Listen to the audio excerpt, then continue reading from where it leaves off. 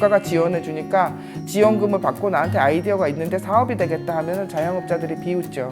아주 작은 로컬 벤처의 홈페이지를 들어가면은 그 창업자의 철학이 순환경제라든지 어촌 자본주의, 산촌 자본주의.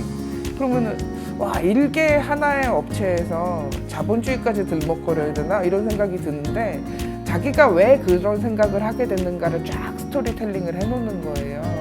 다르게 사는 사람들도 있는 거고, 그리고 그게 지역에 더 도움이 되는 부분이 있는 거고, 그런 거죠.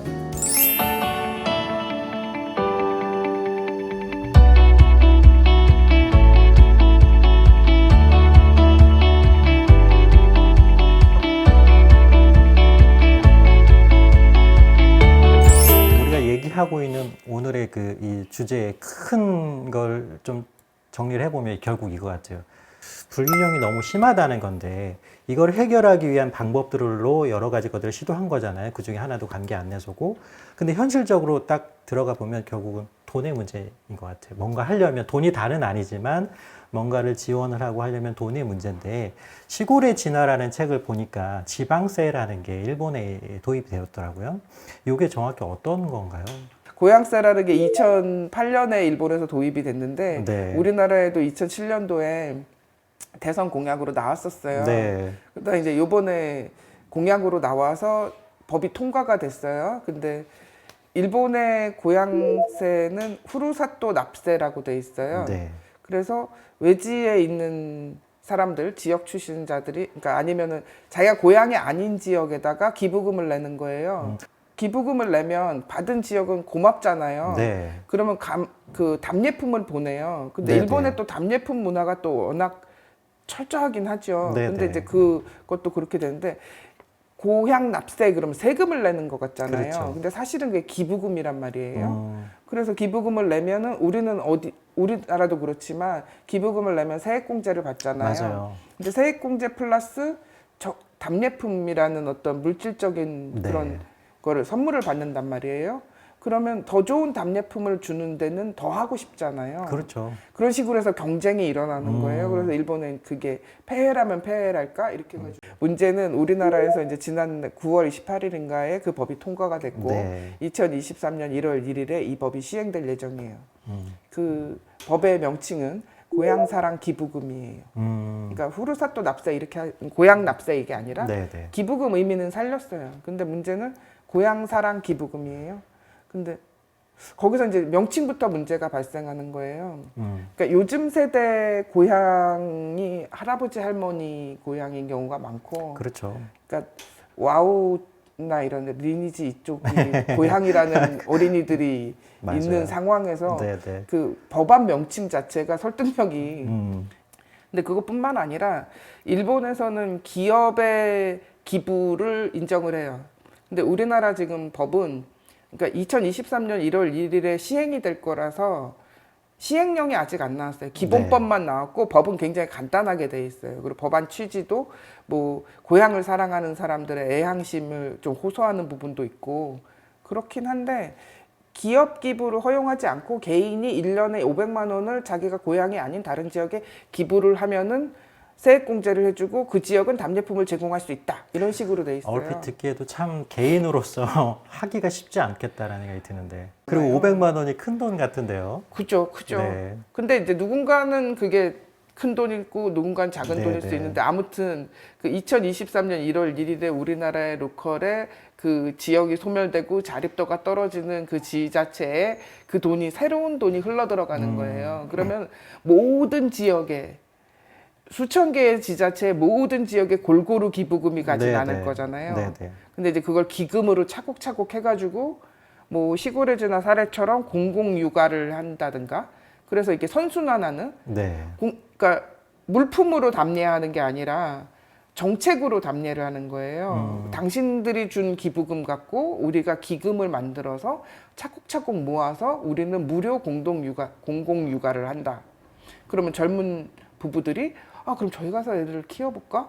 라고 한 번은 간다는 거예요. 그렇죠. 그럼 가서 괜찮은 거예요. 그럼 거기 있으면서, 근데 이 기금 갖고 무료 공동 육아도 하고 뭐 무인 버스 셔틀도 만들고 드론으로 뭐 산림 방제도 하고 그다음에 뭐 시니어 케어도 하고 이런 식으로 선순환 피드백이 계속 일어나니까 사람들이 계속 오게 되고 결과적으로는 성공하게 되는 거죠. 근데 처음부터 사람을 늘리자 이게 아니라 하나의 좋은 정책으로 좋은 답례를 해서 그들이 기부한 마음에 보답을 한다. 여기서 출발을 하는 거예요. 그래서 이제 그게 굴비 엮듯이 쭉 좋은 정책들이 나와서 그 지역은 괜찮은 사례가 돼 있는. 이 책의 시골의 진화 책에 보면은 성공 사례 혹은 이제 모범 사례로 이제 홋카이도의 가미시오라는 작은 마을을 소개를 해주셨던데, 네. 그럼 이제 박사님이 보시기에 가미시오의 이 케이스에서 이게 가능했다고 보는 여러 요소들이 많겠지만 그중에 제일 큰 요소는 뭐라고 생각하세요? 처음부터 목표를 거창하게 잡지 않았다. 네. 그래서 이제 모든 과정, 프로세스 이런 게 우리는 한 가지 모델로 이렇게 똑 떨어져야지 막 네, 아, 네. 후련해 뭐 이런 게 있잖아요. 그렇죠. 근데 프로세스가 가다가 점선이 될 수도 있고 물음표가 될 수도 있고 굵은 화살표가 아닐 수도 있고 그럴 수도 있잖아요. 네, 네. 그러니까 열린 결말 이런 얘기는 굉장히 무책임하게 생각하잖아요. 근데 네. 그게 산업사회식 사고방식이죠. 하다 보니 그렇게 됐다. 네. 이런 프로세스도 해볼만 해요. 근데 우리는 그래가지고 영양 결과까지 다 예측을 하는 거예요. 근데 그건 AI도 예측을 못 해요. 그렇죠. 사람이 하는 건 더더군다나 그런 부분들이 있죠. 변수가 많으니까. 그런 게 첫 번째 요인이고, 두 번째는 아까 얘기했던 거 그 작은 비영리법인들의 네. 그 굉장히 빨리 움직여요. 그 사람들이 네네. 어디다가 뭐 식당도 만들고 어디다가 뭐 저거 공간 커뮤니티 공간도 만들고 이런 부분들이 이렇게 딱 밀착해서 가는 부분이 있는데, 밀착해서 중간 지원 조직이나 비영리법인들이 움직일 수 있는 거를 허용할 수 있는 구조, 네. 그게 두 번째 성공 요인인 것 같아요.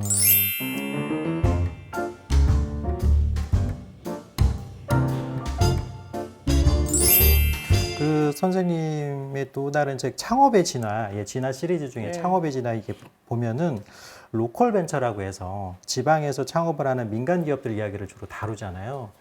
근데 이제 우리는 뭐 지방에서 뭘 창업한다고 하면 일단은 이것도 조금 편견일 수 있는데 그 지방에서 어떤 것들을 지원해 주냐, 세제 혜택은 뭐고 인건비는 얼마나 지원해 주고 어떤 부분에서 좀 혜택을 주는 요거를 좀 꼼꼼히 따져보는 편인데, 물론 그것도 되게 중요하지만 여기서는 이제 접근성의 문제일 것 같아요. 내가 정말 지방에서 뭘 해보겠다가 아니라 내가 뭘 하려고 하는데 이 지역이 더 유리할까, 요런 마인드의 차이인 것 같은데, 박사님이 보시기에는 요 사례에서 일본에서는 그 지방에서 뭘 하려고 하는 의지가 우리보다 상대적으로 높은가요? 아니면 거기에도 제도적인 배경이 있는 건가요? 당연히 제도적인 배경이 있는 것 같아요. 그러니까 그 심리적으로 갈 수 있는 거는 개인의 선택인 거고, 네. 제도적인 부분이 있죠. 그 지역 부흥 협력대라든지 예. 지역 재생 매니저라든지. 근데 네. 우리나라에도 다 있는 제도예요. 어느 정도는 관광 두랩 PD 뭐 이런 것도 있고, 네. 마을 매니저 이런 것도 있고. 근데 일본 사례 보면서 이게 참 표현하기가 애매한 부분인데 말 참 잘 만든다 이런 생각이 드는데 네. 아주 작은 로컬 벤처의 홈페이지를 들어가면은 그 창업자의 철학이 쫙 있는데 어쩐지 설득력이 있어요. 근데 이제 주로 그런 얘기들을 하죠. 순환 경제라든지 네. 어촌 자본주의, 산촌 자본주의. 그러면은 와, 일개 하나의 업체에서 자본주의까지 들먹거려야 되나 이런 생각이 드는데, 네. 자기가 왜 그런 생각을 하게 됐는가를 쫙 스토리텔링을 해놓는 거예요. 그러니까 이게 순차적으로 가야 되는 부분이 있다라는 거예요. 국가가 지원해 주니까 지원금을 받고 나한테 아이디어가 있는데 사업이 되겠다 하면은 자영업자들이 비웃죠. 청년들의 창업놀이라고 비판하는 사람들도 있어요. 맞아요. 뭐 그렇게 생각할 수도 있고 아닐 수도 있는데, 아무튼 근데 그거 말고 뭔가 좀 더 고민하는 게 필요한 거 아닌가라는. 그러니까 청년들 창업 프레젠테이션 많이 보거든요. 저도 가서 심사도 하고 막 그러는데 진짜 사랑할까 뭐 이런 생각이 들어요. 지역에 대한 애착이 있을까? 근데 지역에서 돈을 버는 것도 의미 있는 일이고, 지역에서 돈과 사람을 모으는 것도 의미 있는 일이고, 지역의 문제 해결을 하는 소셜 벤처를 만드는 것도 의미 있는 일인데, 그곳에 대해서 조금 더 정말 설득력 있게 왜 하고 싶은가요? 라고 했을 때 설득력 있게 얘기하는 경우는 일본이나 뭐 우리나라나 뭐 창업자이자 그 종사자들의 큰 과제 아닌가 싶어요. 쭉 이게 질문을 이어오고 있는데, 키워드를 좀 정리해 보자면 요거 같아요. 관계 인구, 그 다음에 지방 납세, 로컬 벤처 요 세 가지 키워드가 이제를 바탕으로 우리가 쭉 얘기를 나눠봤는데 박사님이 생각하시기에 이 중에서 우리나라에 접목할 수 있을 만한 키워드 혹은 정책 이런 게 있다면 어떤 게 있을까요? 제가 예측하는 게 무의미할 정도로 다 들어올 거예요. 그리고 네. 이미 다 알고 있고 네. 지자체장들이 굉장히 관심 있어 하고 관계 인구 얘기 나온 지도 몇 년이 됐고 고향 납세는 내일 모레 실천될 거고 네. 그다음에 로컬 로컬 벤처. 벤처는 네. 지역 가치 창업이라는 이름으로 중기부에서도 하고 있고 뭐 모든 부처에서 뭐 하고 있는 그런 식으로 하고 있을 텐데 문제는 그러니까 그 네이밍이나 뭐 이런 것보다 이런 아이디어가 왜 나왔을까? 결국은 이제 지역을 살리자라는 건데 지역을 살리자 마을을 만들자 이게 말이 되나?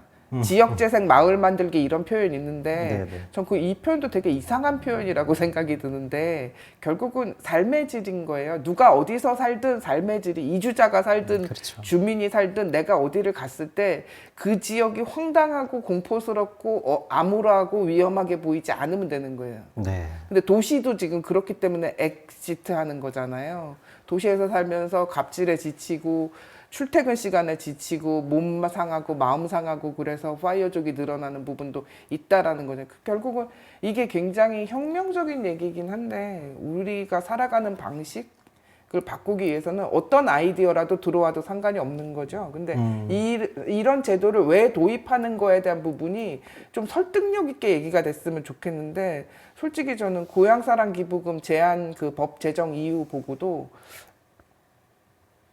몇 년을 논의를 했는데 이렇게 쓰나라는 식의 생각이 들었었거든요. 네. 한번 시간 내서 한번 읽어보세요. 그게 네. 그래 진짜 이게 문제지 기부금을 얼른 내야겠군 하는 마음이 들게 써있지 않거든요. 그러니까 좀 이렇게 사람을 마음을 움직이는 행정이라든지 제도 네네. 이런 것이면 뭐가 들어와도 상관없을 것 같은데. 박사님 보시기에 이제 앞으로 우리나라의 로컬 또 여러 가지 상황들을 고려했을 때 어떻게 될 거라고 좀 전망을 하시나요?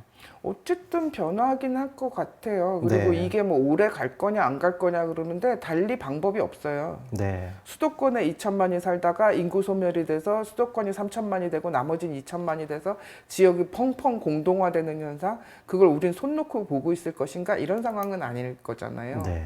로컬의 문제나 지역의 문제는 우리가 수도권 빼고 나머지를 포기할 게 아닌 한 어떤 식의 시도는 어떤 식으로든 일어날 것 같고 이미 뭐 한 5년 정도는 꼭 뭐 이렇게 막 힙하고 무슨 리단길 뭐 이런 식의 어떤 상업적인 그게 뭐 꼭 상업적인 건 아니지만 아무튼 꼭 상업적인 결과로 보이는 것보다는 문화적으로 풍성해지고 좀 자족적으로 사는 경우도 봤고 어떤 식으로 움직임이 형성되지 않겠는가라는 생각이 드는데 이게 메인스트림이 될 것 같진 않아요. 역시 중요한 거는 뭐 집이고 돈이고 뭐 스펙이고 뭐 이런 식의 상황이 일자리고. 압도적으로 가긴 하겠죠. 예. 근데 다르게 사는 사람들도 있는 거고 맞아요. 그리고 그게 지역에 더 도움이 되는 부분이 있는 거고 그런 거죠.